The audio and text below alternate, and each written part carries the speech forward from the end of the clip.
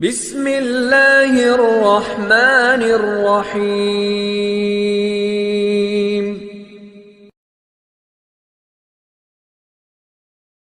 الحمدللہ رب العالمین والصلاة والسلام علی من کان نبی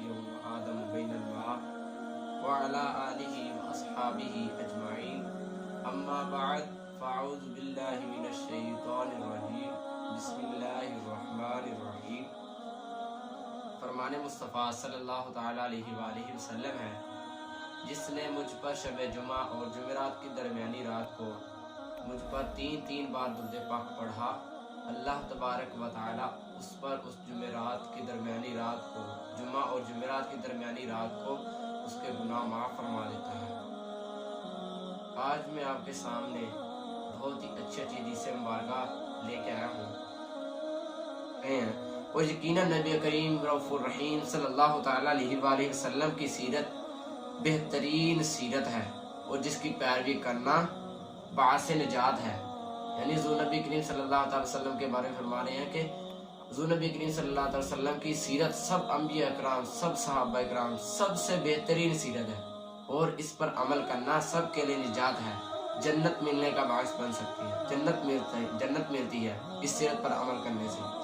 اور دوسرے صحابہ اکرام کی بھی سیرت پر عمل کرنا چاہیے۔ اور سب سے بہترین سیرت حضور نبی کریم صلی اللہ تعالی علیہ وآلہ وسلم کی سیرت ہے۔ اور بدترین چیزوں سے مراد وہ عقائد و اعمال ہیں، یعنی بدترین چیزیں برے عقائد اور اعمال ہیں جو حضور اکرم صلی اللہ تعالی علیہ وآلہ وسلم کے وصال ظاہری کے بعد دین میں ایجاد ہوئے۔ یعنی بدترین اعمال وہ ہیں جو حضور نبی کریم صلی اللہ تعالی علیہ وآلہ وسلم کے وصال ظاہری کے بعد دین میں پیدا کیے گئے، یعنی دین میں ایجاد ہوئے،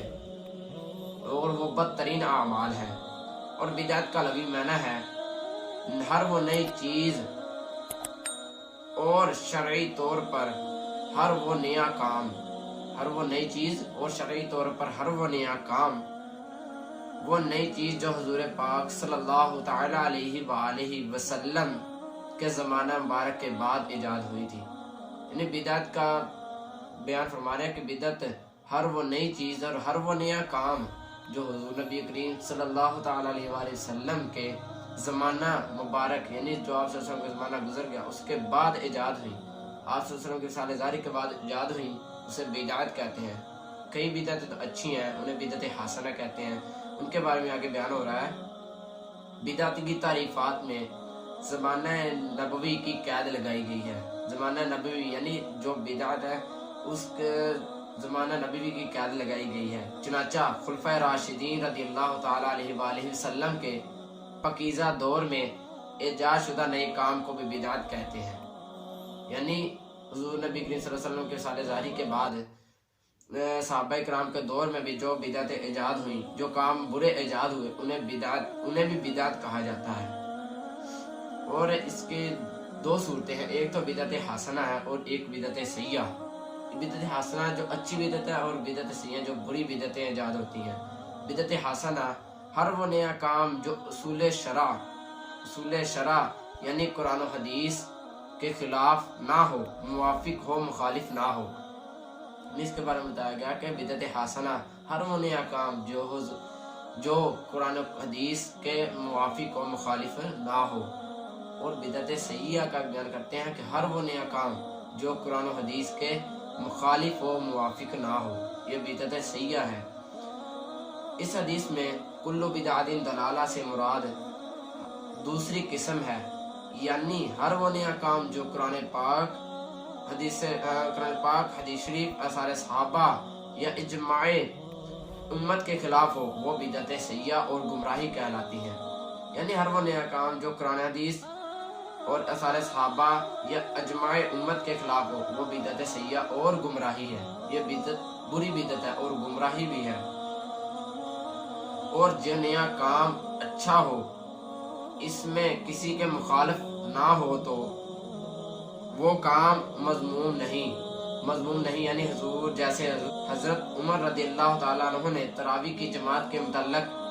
فرمایا نعمت البدعۃ ھذہ، یعنی یہ کیا ہی اچھی بدعت ہے، یعنی حضرت عمر رضی اللہ تعالیٰ عنہ کے دور میں تراویح کی جماعت ہوا کرتی تھی، پہلے نہیں تھی، تو حضرت عمر رضی اللہ تعالیٰ عنہ کے دور میں تراویح کی جماعت ہونا شروع ہو گئی۔ حضرت عمر رضی اللہ تعالیٰ نے ایجاد کروائی، تو حضرت عمر رضی اللہ تعالیٰ نے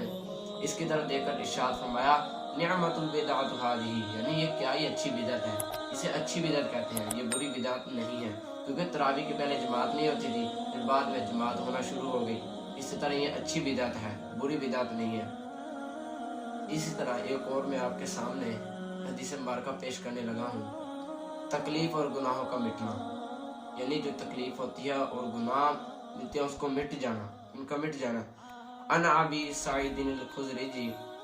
عن النبی جی قال ما یصیب المسلم من نصب ولا وصب ولا ہم ولا حزن ولا اذن ولا غم حتى الشوکۃ یشاکها الا کفر اللہ بها من خطایا۔ اس حدیث کا ترجمہ مبارک یہ ہے، حضرت ابو سعید خدری رضی اللہ تعالیٰ عنہ روایت کرتے ہیں کہ اللہ تبارک و تعالیٰ کے رسول صلی اللہ تعالیٰ علیہ وآلہ وسلم نے فرمایا، کسی مسلمان کو کوئی تکلیف، فکر، بیماری،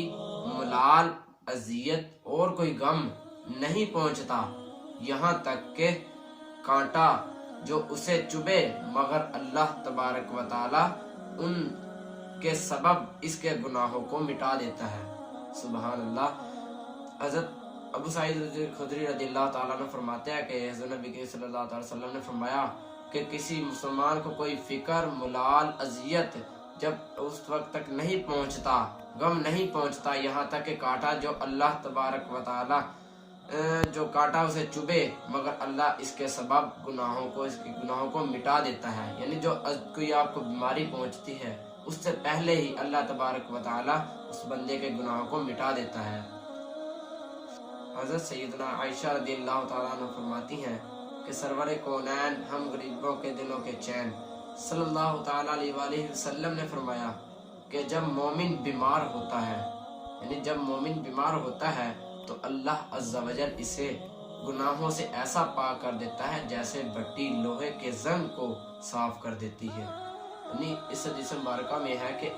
جب کوئی بندہ بیمار ہو جاتا ہے نا تو اللہ تبارک و تعالیٰ اس کے گناہوں کو ایسے مٹا دیتا ہے جیسے بٹی لوہے کے زنگ کو صاف کر دیتی ہے۔ اسی طرح ایک اور حدیث مبارکہ میں ہے، حضرت سیدنا اسد بن قرظ رضی اللہ تعالیٰ عنہ سے روایت ہے کہ رحمت عالم صلی اللہ تعالیٰ علیہ وآلہ وسلم نے فرمایا، مریض کے گناہ اس طرح جڑتے ہیں جس طرح درخت کے پتے جڑ جاتے ہیں۔ یعنی جب کوئی بندہ بیمار ہوتا ہے تو اس کے گناہ اس طرح جڑتے ہیں جیسے درخت کے پتے جڑ جاتے ہیں۔ اسی طرح ایک اور حدیث مبارکہ میں ہے، حضرت سیدنا انس بن مسعود رضی اللہ تعالیٰ عنہ روایت کرتے ہیں کہ رسول اللہ صلی اللہ تعالیٰ علیہ وآلہ وسلم نے ارشاد فرمایا کہ بیماری سے ڈرتا ہے، جب کوئی بندہ بیماری سے ڈرتا ہے، اگر وہ جان لیتا کہ بیماری میں اس کے لیے کیا ہے، نبی کریم صلی اللہ علیہ وسلم نے فرمایا کہ جب کوئی بندہ بیماری سے ڈرتا ہے تو اگر وہ جان لے کہ اس کے لیے بیماری میں کیا ہے تو ساری زندگی بیمار ہونا پسند کرتا۔ سبحان اللہ، کہ ساری زندگی بیمار ہونا ہی پسند کرتا۔ پھر نبی کریم خاتم النبیین صلی اللہ تعالیٰ علیہ وآلہ وسلم نے ارشاد فرمایا کہ آسمان کی طرف اپنا سر آسمان کی طرف اٹھایا اور مسکرانے لگے۔ پھر نبی کریم صلی اللہ تعالیٰ علیہ وآلہ وسلم نے اپنا سر آسمان کی طرف اٹھایا اور مسکرانے لگے۔ عرض کیا گیا، یا رسول اللہ صلی اللہ تعالیٰ علیہ وآلہ وسلم، آپ نے آسمان کی طرف منہ اٹھا کر مسکرائے کیوں، اٹھایا تبسم کیوں فرمایا؟ ارشاد فرمایا، میں دو فرشتوں کی طرف دیکھ رہا تھا، اس کی طرف دیکھ کر حیران ہو رہا تھا کہ وہ دونوں ایک بندے کو ایک مسجد میں تلاش کر رہے تھے، یعنی ایک بندے کو ایک مسجد میں تلاش کر رہے تھے جس میں وہ نماز پڑھا کرتا تھا۔ جب انہوں نے اسے نہ پایا تو لوٹ گئے اور عرض کیا، یا رب عز و جل، ہم تیرے فلاں بندے کے دن اور رات میں کیے ہوئے اعمال لکھتے تھے، پھر ہم نے دیکھا تو تو نے اسے آزمائش میں مبتلا فرما دیا۔ تو اللہ عز و جل نے فرمایا کہ میرا بندہ دن اور رات میں جو عمل کیا کرتا تھا اس کے لیے وہ عمل لکھو اور اس کے لیے اجر میں کمی نہ کرو جب تک وہ میری طرف سے آزمائش میں ہے، اس کا ثواب میرے ذمہ کرم پر ہے۔ یعنی اللہ تبارک و تعالیٰ نے فرمایا کہ جو بندہ بیمار ہوا تھا اور مسجد میں آیا کرتا تھا اور جب بیمار ہو گیا تو وہ اپنے گھر میں بیٹھا رہا، اور اللہ تبارک و تعالیٰ نے فرشتوں سے فرمایا کہ اس کے لیے اس دن تک کے اعمال لکھتے رہو جب تک کہ میرا بندہ اذیت میں ہے، بیماری میں ہے۔ جو اعمال وہ کیا کرتا تھا اس کے لیے ان کا ثواب بھی ہے، یعنی اس کا ثواب بھی دیا جائے گا جو اعمال کیا کرتا تھا۔ ایک اور حدیث مبارکہ ہے بخار کی برکتیں۔ عن ابی ہریرہ قال ذکرت الخشیج عند رسول اللہ صلی اللہ تعالی علیہ وآلہ وسلم فصبہا رجل فقال النبی لا تبصها فإنها تنقی الذنوب کما تنقی النار خبث الحدیث۔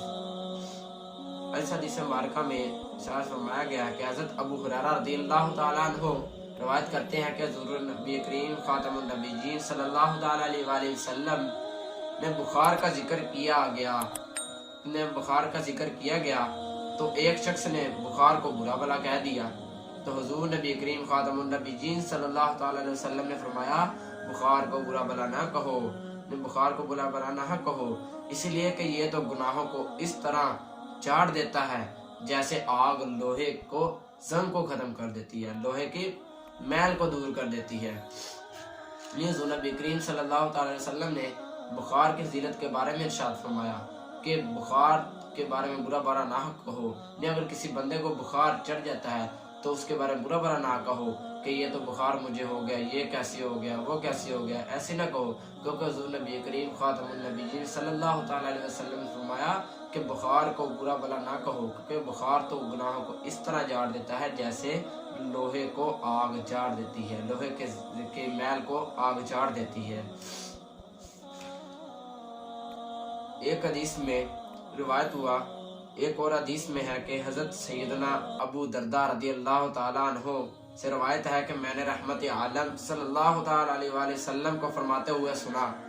جو مسلمان بخار اور دوسرے کسی اور بیماری میں مبتلا ہوتا ہے اس کے سر پر احد پہاڑ سے زیادہ گناہ ہوں، جب یہ اسے چھوڑتے ہیں تو اس کے سر پر رائی کے دانہ برابر بھی گناہ نہیں رہتا۔ دونوں نبی کریم حضرت ابو درداء رضی اللہ عنہ روایت کرتے ہیں کہ جب کسی بندے کو بخار چڑھتا ہے نا تو تب اس کے سر پر اگر احد پہاڑ کے جتنے بھی گناہ ہونا تو وہ جڑ سارے کے سارے جڑ جاتے ہیں، تو رائی کے دانے کے برابر بھی اس کے سر پر گناہ نہیں رہتا۔ حضرت سیدنا حسن بصری رضی اللہ تعالیٰ عنہ سے فوری مرفوعاً مروی ہے کہ بے شک اللہ تعالیٰ مسجد کے مسلمان کے ایک رات بخار میں مبتلا ہونے کو اس کے تمام گناہوں کا کفارہ دیتا ہے۔ ابی بن کعب رضی اللہ تعالیٰ عنہ فرماتے ہیں کہ میں نے عرض کیا یا رسول اللہ صلی اللہ تعالیٰ علیہ وآلہ وسلم بخار کا ثواب کیا ہے؟ ارشاد فرمایا جب تک بخار میں مبتلا شخص کے قدم میں درد رہتا ہے، یعنی جب تک بخار میں مبتلا شخص کے قدم میں درد رہتا ہے اور اس کی رگ بڑھتی رہتی ہے، اسے اس کے عوض نیکیاں ملتی رہتی ہیں۔ جب تک بندہ بخار میں مبتلا رہتا ہے تو اسے اس کے عوض میں نیکیاں ملتی رہتی ہیں۔ تو حضرت سیدنا ابی کعب رضی اللہ تعالیٰ عنہ نے دعا کی، اے اللہ عز و جل میں تجھ سے ایسا بخار کا سوال کرتا ہوں جو مجھے تیرے راہ میں جہاد کرنے، تیرے کر اور تیرے نبی صلی اللہ تعالیٰ علیہ وآلہ وسلم کی مسجد شریف کی طرف جانے سے نہ روکے۔ اس کے بعد حضرت سیدنا ابی بن کعب رضی اللہ تعالیٰ عنہ شام کے وقت بخار میں مبتلا ہو گئے، بخار ہوا جاتا تھا، یعنی روزانہ شام کے وقت بخار ہو جایا کرتا تھا حضرت ابی بن کعب رضی اللہ تعالیٰ عنہ کو۔